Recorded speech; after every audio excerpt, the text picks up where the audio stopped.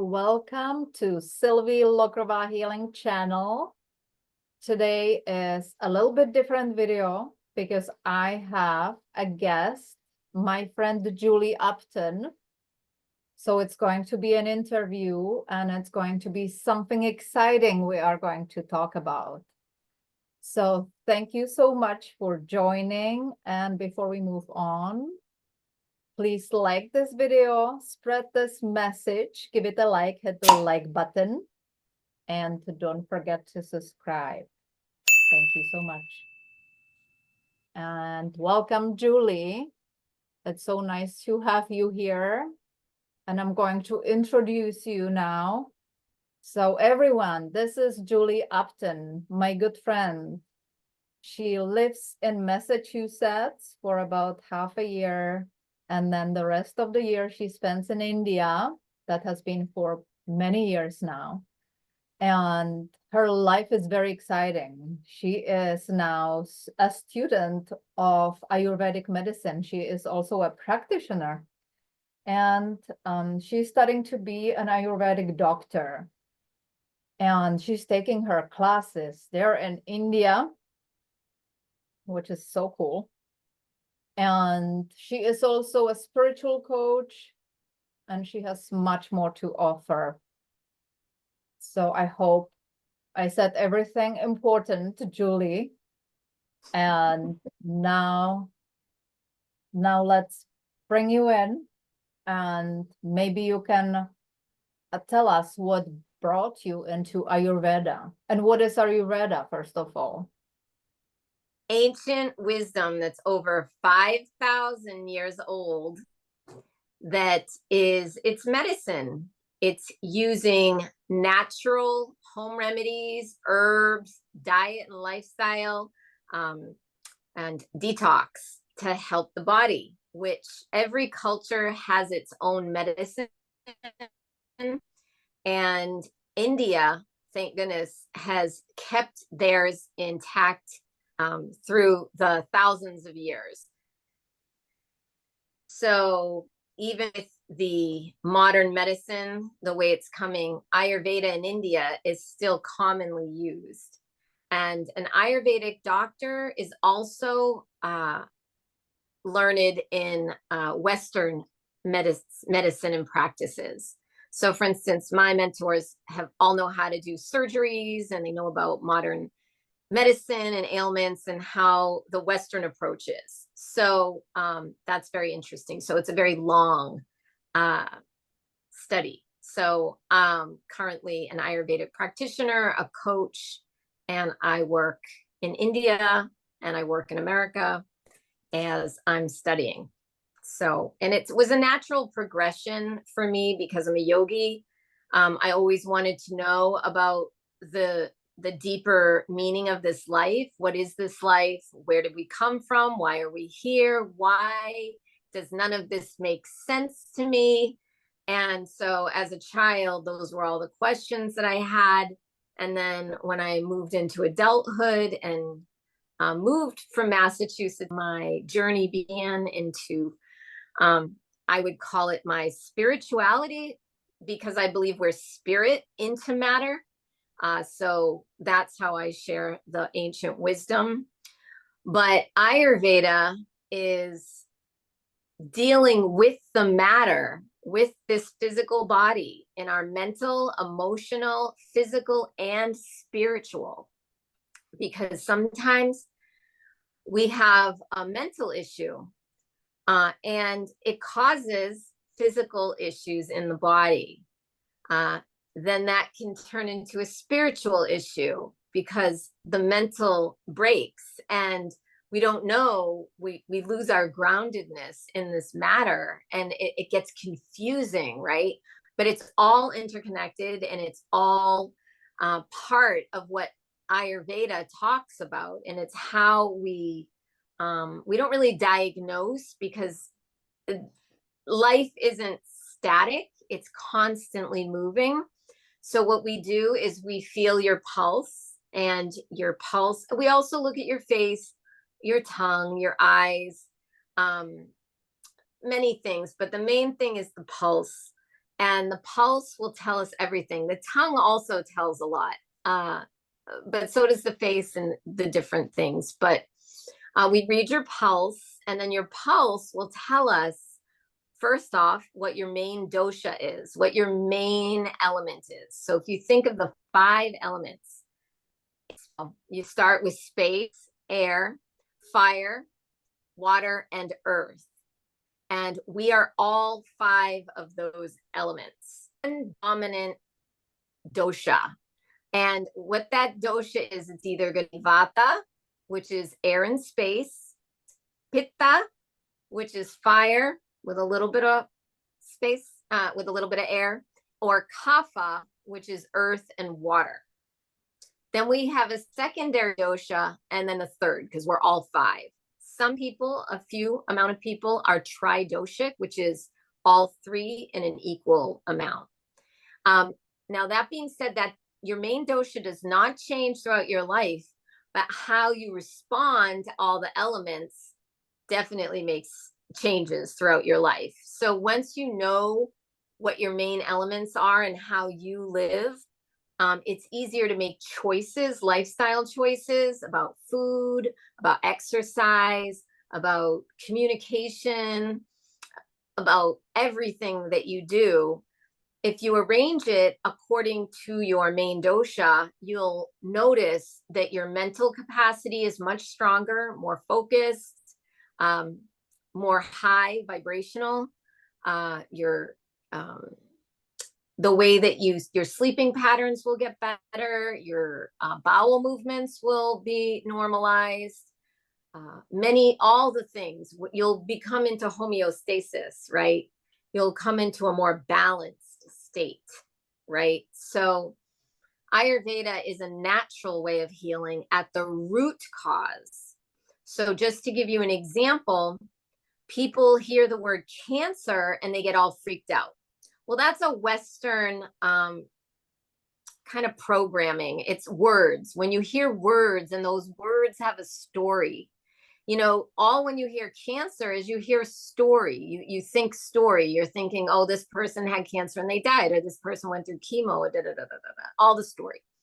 Well, it can mean many things, right? So say a person feels a lump in their breast.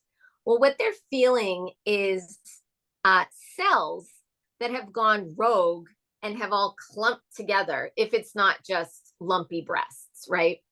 And so what that means, so everybody has what we call cancer cells, right? We have cancer in our bodies every day. But what happens normally when you're balanced or even somewhat balanced is they get detoxed. They go just like you urinate and you have a bowel movement. But sometimes they go rogue and then they go, left instead of right. And then they kind of bump into some friends and they congeal into what we would call a tumor. Well, they just haven't been detoxed. So the first thing that we would do with somebody that we feel may have, we don't even call them tumors. I'm losing the words a little bit. But they would be, there's all different words that you can use for these clumps. I'm going to call it a clump because I'm not afraid of a clump, right? Who's afraid of a clump, right? Mm-hmm. We get here tumor and we're afraid, but a clump, it's just a clump. But we need to break apart the clump and then flush it out of the system. So that's why detoxing is a really important part of the healing process. In the old days, they used to, if you were sick and you went all the way to a hospital or, a doctor or something, the first thing they would do is give you an enema.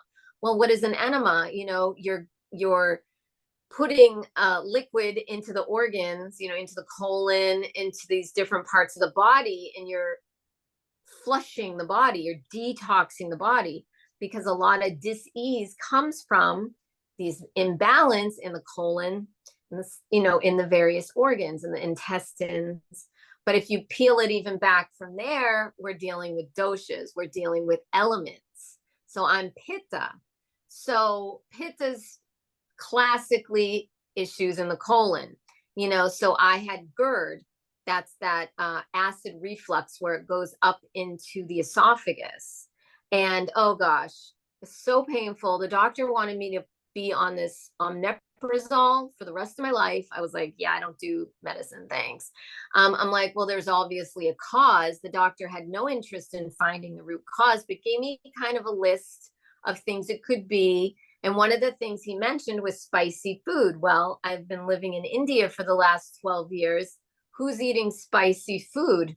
I don't like spicy food, but they use fresh chilies and chili powder and they're cooking over there. And I live in family homes. So it's not like going to a restaurant where you can be like, I'd like it mild, please. It's like they don't know how to make it mild. Mild for them, for me, is not putting the chili powder in. So over the years, I've managed this. Now I just have them make me khichdi and we're fine. And so I'll talk about that later. But so just that spicy food situation caused this GERD. And then I did a 30-day detox, which turned into a 60-day detox, which cleared the GERD, hasn't come back at all.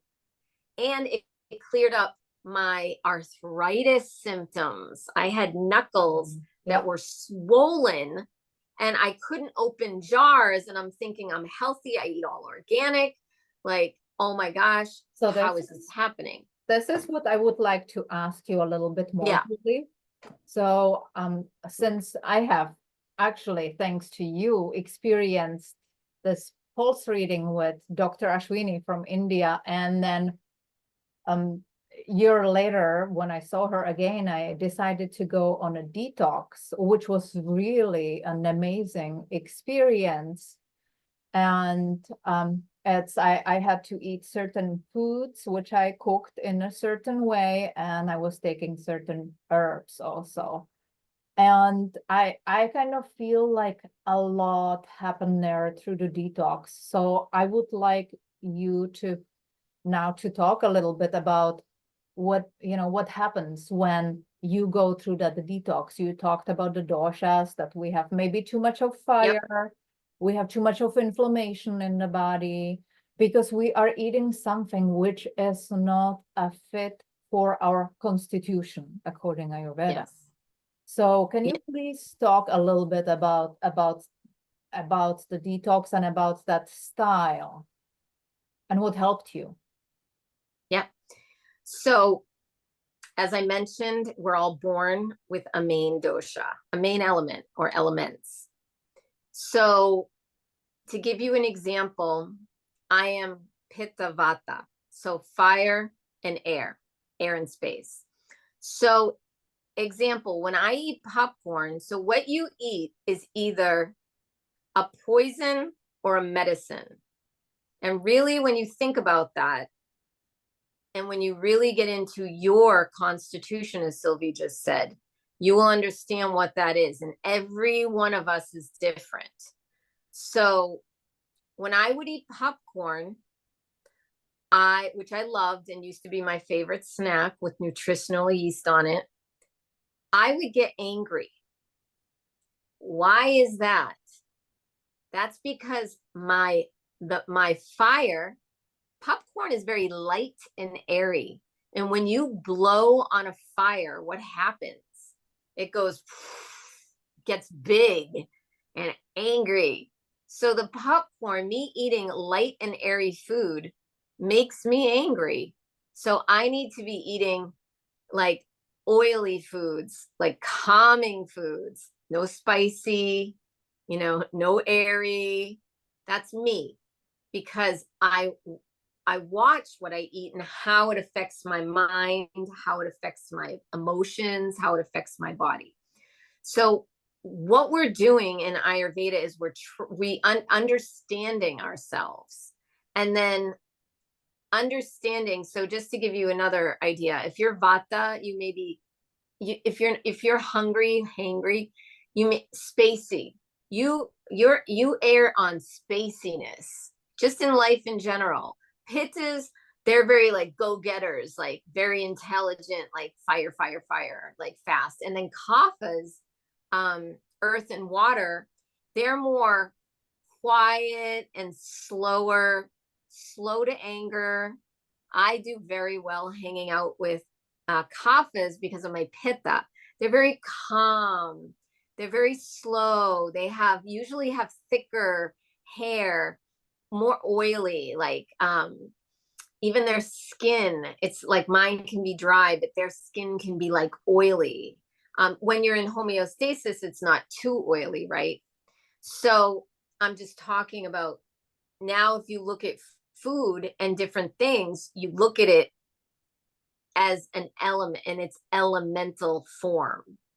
So a detox, what it does is you stop eating the foods that you normally eat, right? And then we eat foods that are very easily digestible, right? So the body isn't working so hard. And then we take certain herbs, and those herbs are actually so intelligent, they work on the liver, the gallbladder, the kidneys, and they're detoxing because the liver is the main, portal of detox. And then the excess goes into the gallbladder. So a lot of people, even children, they'll get gallstones and they get these pains. And, if you really are honest, if we're all honest with ourselves, like the modern American diet has a lot of processed foods, a lot of cane sugar, a lot of very refined and not in a good way. A lot of weird oils, soybean oils, and all of the oils. So we should be eating really organic, pure foods. So if it's packaged, you really want to watch what's in the food. Like I read almost every package if I buy a packaged food. So the most important thing is your digestive system. And the reason that is, so it's your digestive fire. The Sanskrit word for fire is Agni. So you want your digestive fire to be really healthy and fit, right? And it's because your digestive system is like the engine of the body. All that comes into your body goes into the engine, and then it does its alchemy and then moves everything out to the rest of the body. Big alchemical process. And so if your fire is low, your body is like chugging along, trying to break down these foods and then turn them into these things that you need to function at your best. And that means like there's times of day that our digestive fire is at its best, 1 o'clock in the afternoon, 6 o'clock in the evening. So those are the two best times to eat. When we're talking about breakfast is not eating in the morning. It's breaking your fast. So what are you breaking your fast with? Because you've slept all night. Now you're up in the morning. What are you putting in your body? If you're a coffee drinker, to put caffeine via coffee or even tea into a stomach that doesn't have any food is that's why a lot of people have that acidic reflux. Yeah, totally. So it's better to even eat a little cracker, a piece of toast, anything in the morning to line the stomach before you have your coffee. So and better to drink black coffee. Yes, I do have to say that our experience with Ayurvedic medicine and Dr. Ashwini and taking those herbs, my detox really kind of changed my life. I'm eating different. I'm thinking more, and it shifted. I was eating like healthy, organic kind of keto, but now it's very Ayurvedic. I enjoy the spices. My husband, he kind of completely shifted from unconscious eating into conscious healthy eating, which is amazing. And I wanted to mention something which I learned and actually researched, and these are mung beans and the mung bean soup. So I looked into mung beans, and they have some really important components when you cook it the right way. It actually has some kind of acids which our body cannot produce. And it helps to build the molecular structure.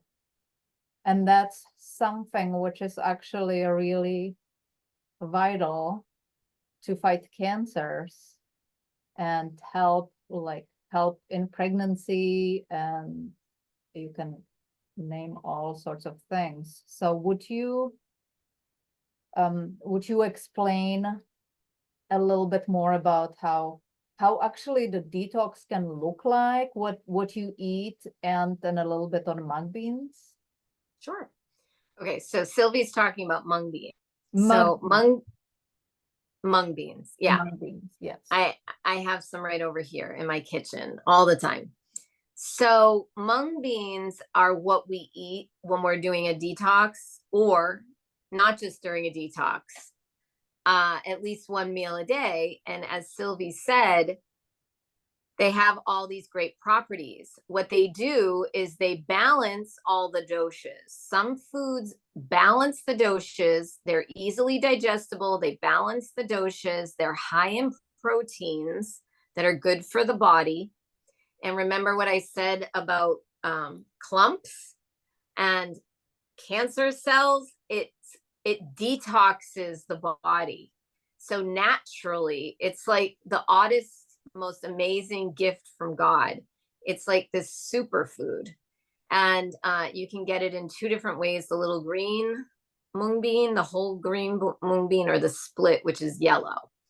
And that's what we make khichdi out of, the yellow one, and the green one, just you can make a soup or a stew. And yeah, so they're part of the detox because that's what we're eating the whole time during the detox. So you're just not eating foods that you normally eat. So you're eating only mung bean, and then there's some things that you can have for snacks, like rice cakes and almond butter. And you can use mung beans in many ways. Like you can make pancakes out of them. So you're not limited just because you're eating one type of bean. But that's during the detox.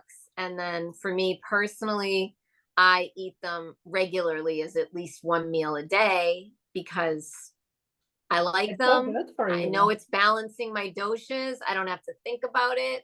It's done. It's easy, you know.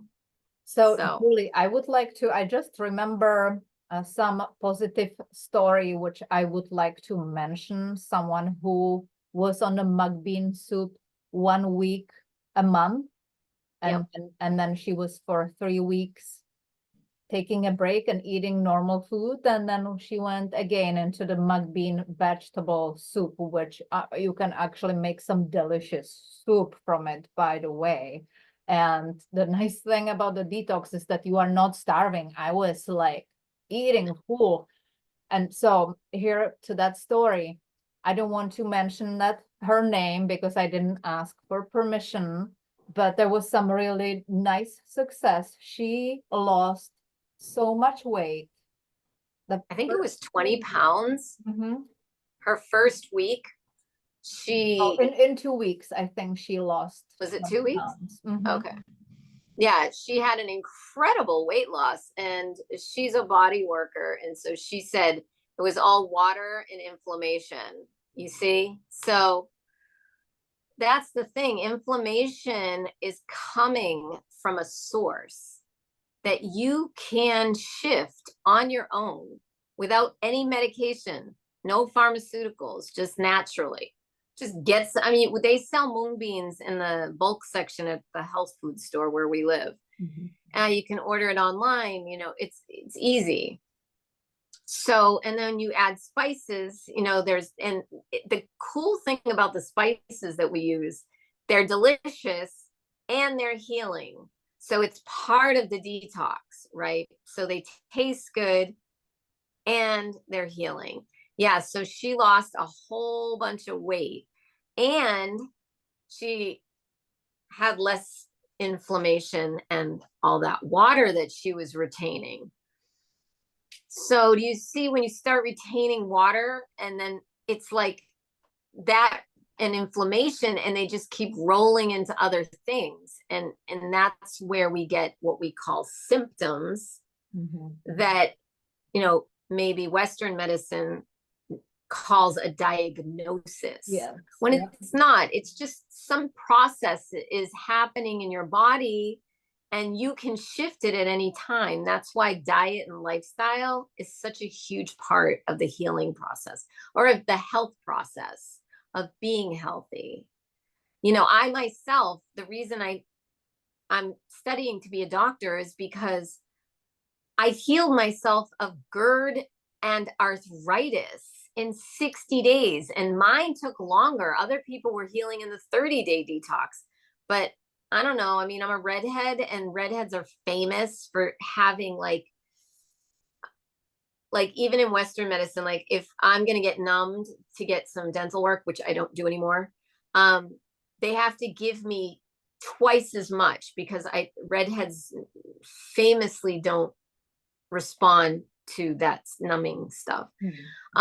But like it took me 60 days. Okay. So after 30, I was in the middle of my detox. And then at like day 58, boom, it was clear. And I felt it energetically in my body. So and now I work in I would just want to say this one more thing about detoxing. When people come to the clinic, they come with a lot of ailments, and like infertility is a big one. People that have tried IVF and failed, and now they're like, oh, we've heard about Ayurveda, so we're coming. And I've been with doctors, because I sit with the doctors, many different doctors, and they'll just immediately put you on a detox and say, because they can read your pulse, they know what's going on. They're going to tell you, not with everybody. It's always different. And it's not just the woman, it's the man and the woman. And a detox, you know, think about how much stress on the body IVF is, when not for everybody, but possibly you could do a detox and like have a child naturally within a year. And this is not uncommon. In Ayurveda, it's common. So I just thought of a success story you told me just before we started the call. So you can actually treat pets, right? Oh, yeah. There's so many success stories, by the way. At first, it feels like a miracle all the time.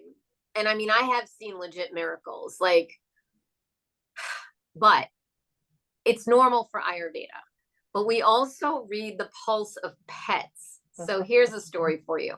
So my friend, she had her own health issues, and she was going to come, and while we were talking, she was holding her dog. And I just asked her, hey, what's going on with your dog?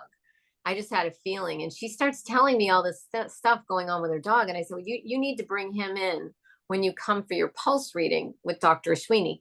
So my Ayurvedic mentor from India comes to the United States every 4 to 6 months, and she's coming soon. So if you're in the area, you can come for a pulse reading. But so this person was coming. I said, bring your dog. Dr. Ashwini she'll read your dog's pulse. She reads pets, not just dogs, all pets, all animals. And so Dr. Ashwini felt the pulse and gave her a home remedy for the dog. Said, go buy okra, soak a few, I think 2 for the dog, 2 overnight, cut it in the morning, squeeze out that gooey stuff that comes out of the okra, and feed it to the dog. Within 1 week, the dog was not passing in her urine the crystals. And then she took her to the vet, and the vet couldn't believe it. She did x-rays, and she had no crystals in her kidneys. And the doctor was like, what did you do?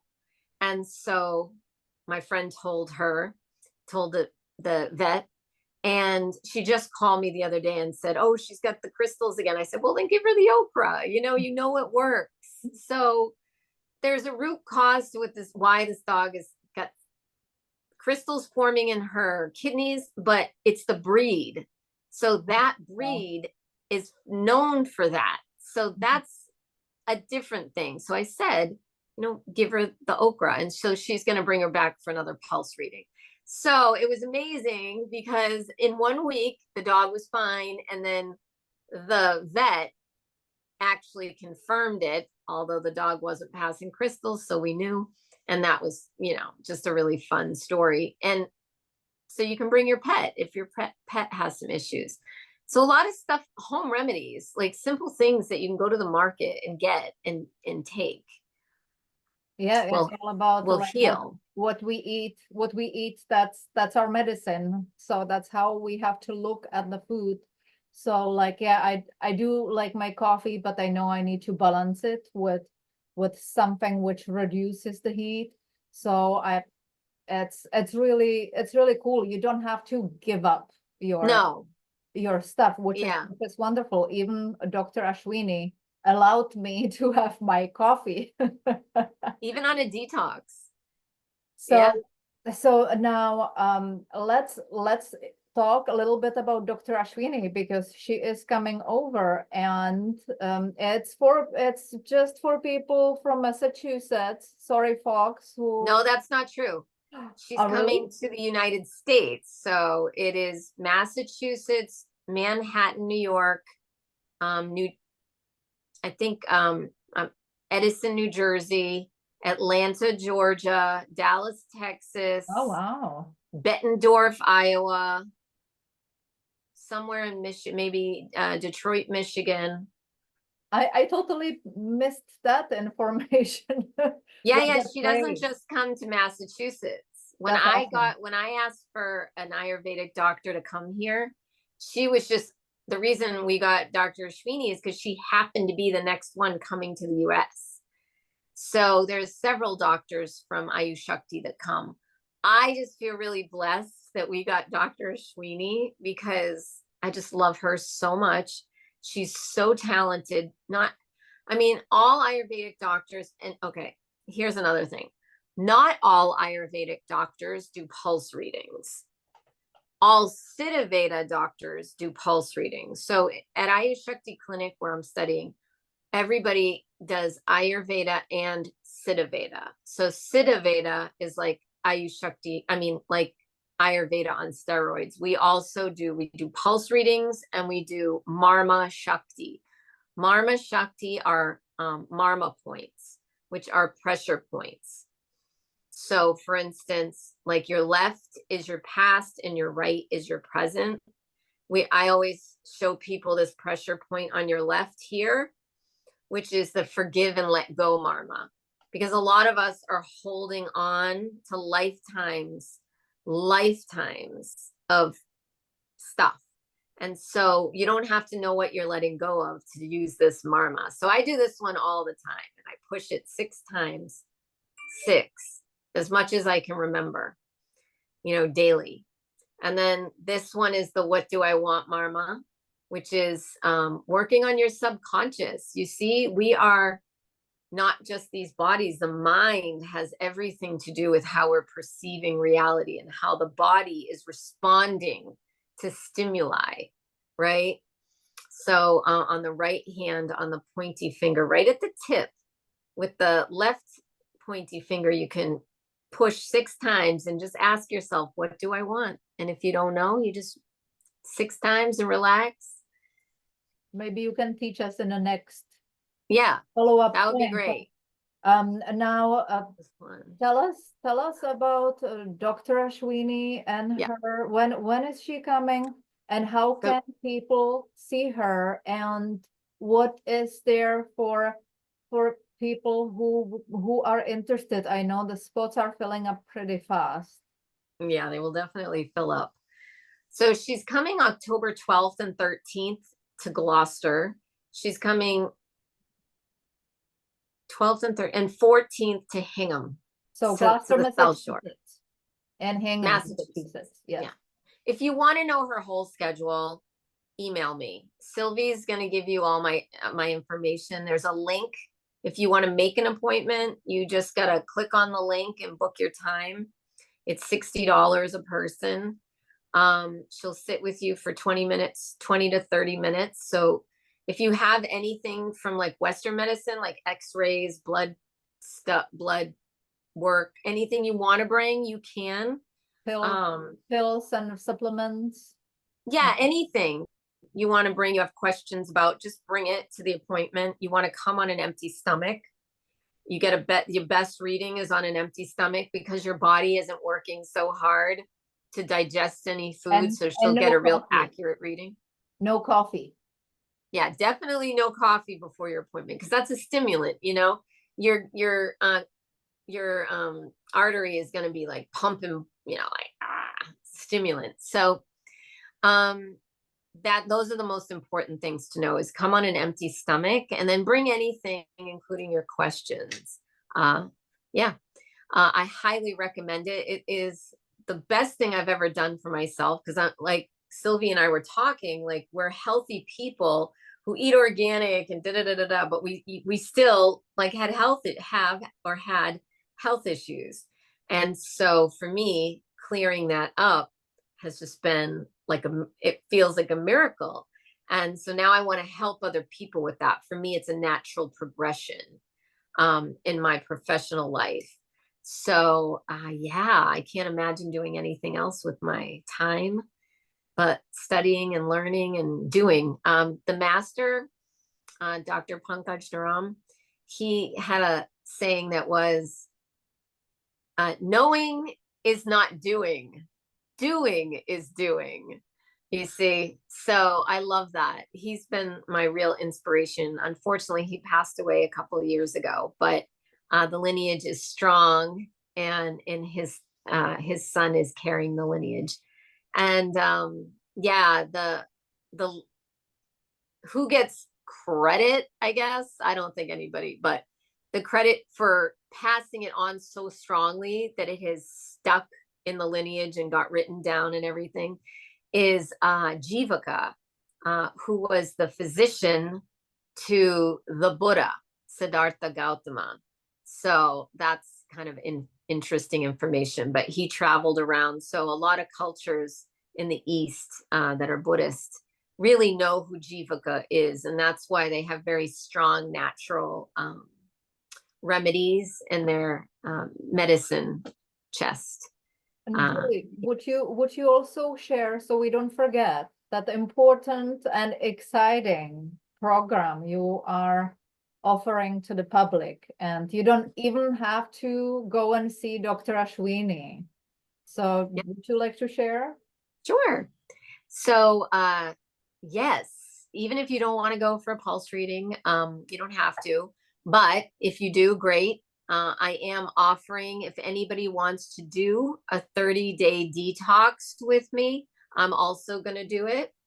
I'm offering that soon, starting, I forget the dates. I know it ends on the 16th. It's of November. It starts October. Do you have it in front of you? I don't have it in front of me, but it has to start after Dr. Ashwini is here. It starts after Dr. Ashwini, but it is ending before Thanksgiving because it takes time to slowly come off the detox. I'll find it here. So yeah, so you can do what I did to remove my GERD and my arthritis symptoms. Silvie's doing it. I'm doing it. It just helps when you do it in a group. When I did mine first to remove all of this, I was in a big group. And so what I'm offering with that is the herbs come with it, 30 days. So we'll do some meditations, some weekly meditations, some movement, because you want to move the body to get, the lymph nodes moving. So we'll do marma. I'll do a lot of marma with us. So that's when you'll really learn about marma. And that will be on Zoom, right? Or that'll be Zoom. Yeah. It doesn't matter where you live. It's all on Zoom. And support, we're here to support each other to be our best, and hold each other accountable. Yes, help each other stay accountable. And with this information, you can help your family, you can help your friends. This isn't just for you. Once you do it, it's that doing is doing. So it's in you. It becomes you. It changed my life. For me, at this stage in the game, I really cannot believe there's something that changed me at this level, because yeah, I am so excited. I feel like a little kid. I know that's, Yeah, you got that. And where yeah. can people find you and get in touch with you, and anything to share? You Yeah, people can looking always at get in touch with me through my email. They can, WhatsApp is Mhm. really my preferred. I'm on Instagram, and yeah, I have a lot of things that I'm working on in the background that are big, because one of the things the master, Dr. Pankaj Naram, wanted to do was to spread the ancient secrets and bring it into the hearts and homes of everybody on the planet. So thank you for giving me this opportunity to do that. So I'm building a giant platform to be able to do that out into the main world. So I work on that, and we haven't even launched yet. We're just, every day it's like, oh, it'll be this day. But yeah, so you can get in touch with me on WhatsApp, and Instagram. so just want to say that whoever is watching and you want to get in touch with Julie, read the description below this video, and Yeah. there is going to be a link and contact info, so you can get directly in touch with Julie. And then if anybody's interested in going on a trip to India, I should mention this. Silvie and I didn't talk about this ahead. I am putting together some trips for people. I lead people on trips to India, Nepal, and Tibet. I also do privates if you want to come with just yourself or your family groups or whatever. But there's a big festival in India that only happens every 12 years, where the yogis come out of the Himalayas and they come to this festival. It's not for everybody, but I'm marrying a few days at this festival with a tour to some sacred pilgrimage spots in India. That's going to be in February. So if you want to come on that, and then a little later, I'm going to offer a few throughout the year, because I work with helping fundraise for some orphanages that we work with in Nepal, because I used to live in Nepal for 3 years. And coincidentally, Dr. Naram, he met his master in Nepal, and seva, helping people is just a part of spiritual life, right? So he was helping all these orphans. So we're also helping the orphans that he already started. And what happens, even in America and in Europe, anywhere, when a child turns 18, they have to leave the orphanage. So they don't have parents. So they don't have anybody to like help them get to college or into a career. So they end up on the streets or being trafficked, or, in abusive relationships. And a place like Nepal, it's difficult because it's very cultural.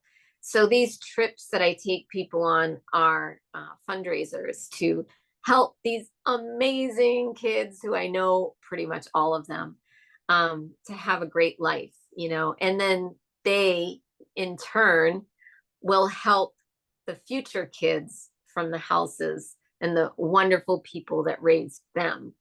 It's incredible. It's a lot of love. That just Yeah. sounds wonderful, and that festival sounds like a month. It's very interesting. It's called the Kumbh Mela. Yeah, that sounds like if I wouldn't know where to travel, I would go. Yeah.